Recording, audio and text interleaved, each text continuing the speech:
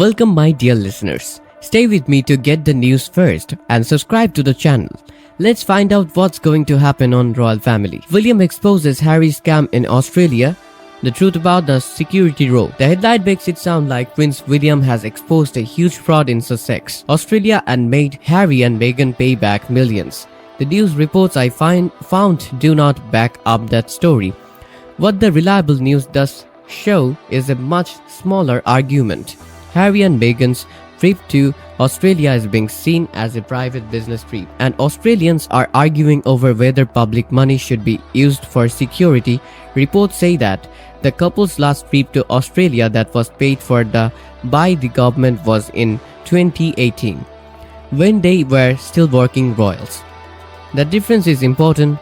The drama in the news points to a palace ambush, a secret leak, and a bill that needs to be paid. The facts on the ground are less dramatic, but they still have a political meaning.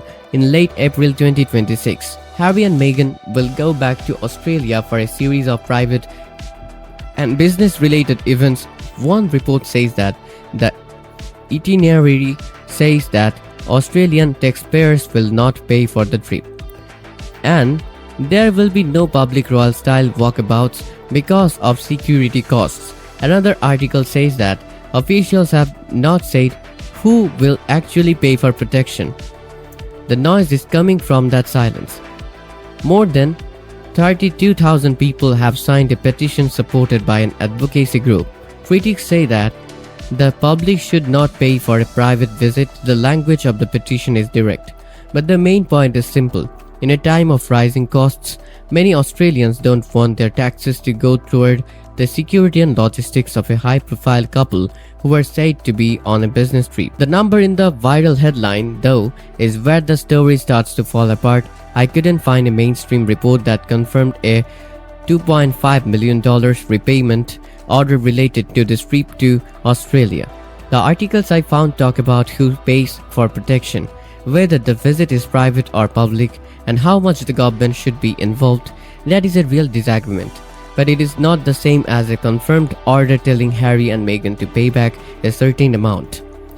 When you look at the couple's past, the backlash in Australia makes more sense. Harry and Meghan's 2018 Pacific tour was an official royal tour.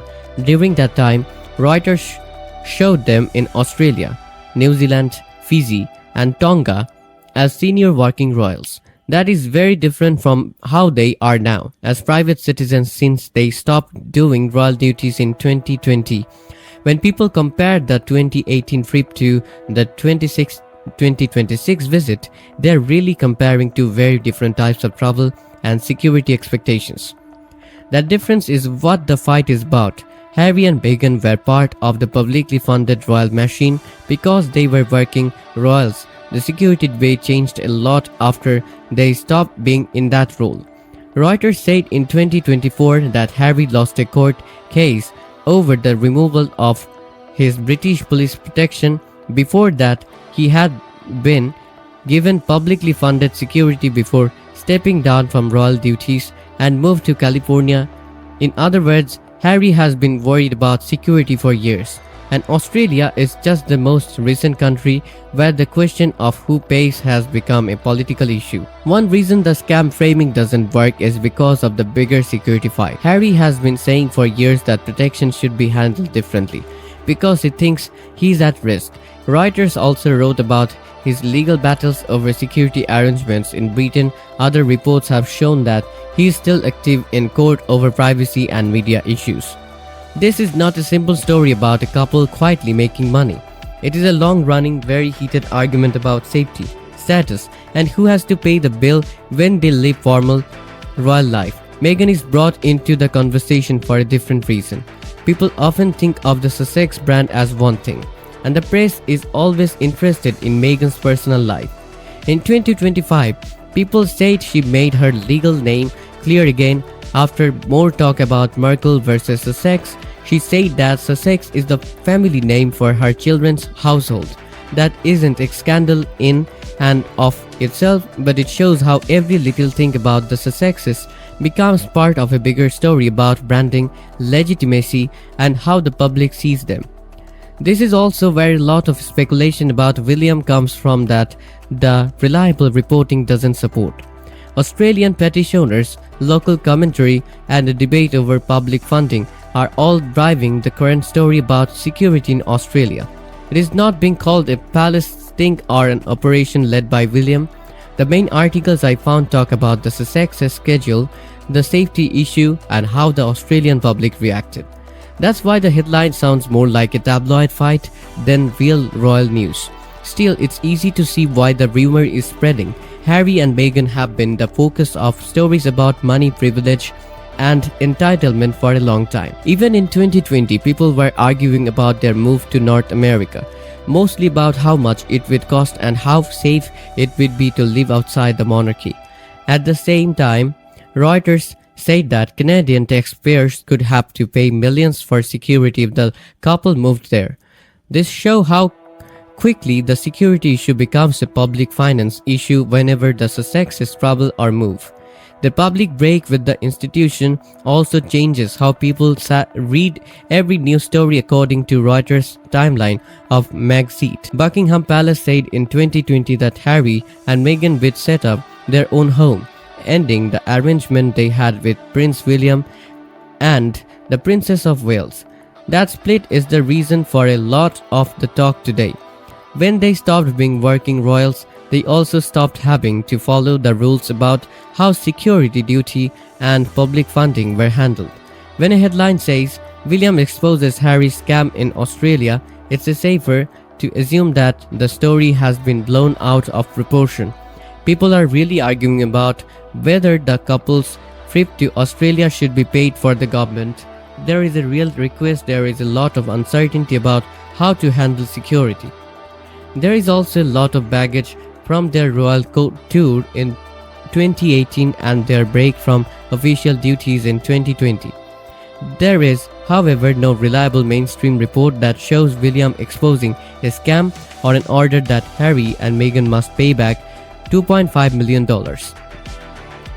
What the reporting does show is that the couple is still working in a very tense area. Harry is still involved in legal battles over privacy and security.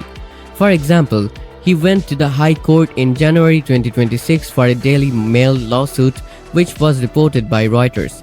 There is still a lot of debate about Meghan's brand, the Sussex name, the security issue, and public anger over how the rich are treated have all come together in Australia. That makes for a strong story, but not the simple palace scandal that the headline promises.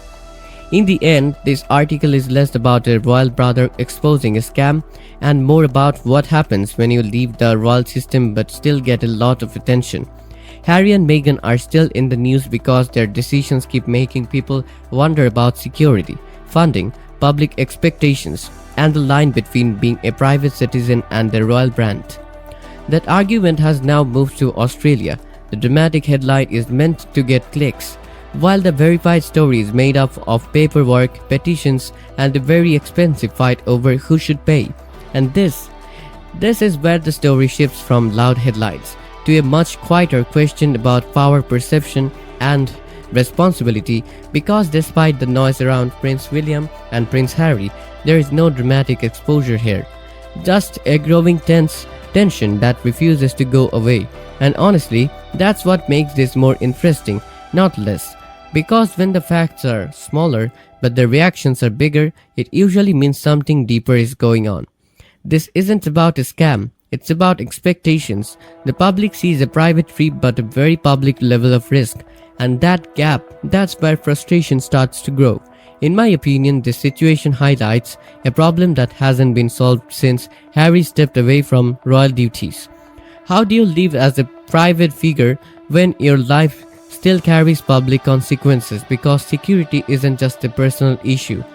It becomes political moment. Taxpayers are even part of the conversation. And once that happens, every decision gets judged. So now the real question begins. Should high-profile figures like Harry and Meghan Markle fully fund their own protection, even if the risks come from their past royal roles? Or does the public still carry some responsibility because of who they once were? And let's take it one step further.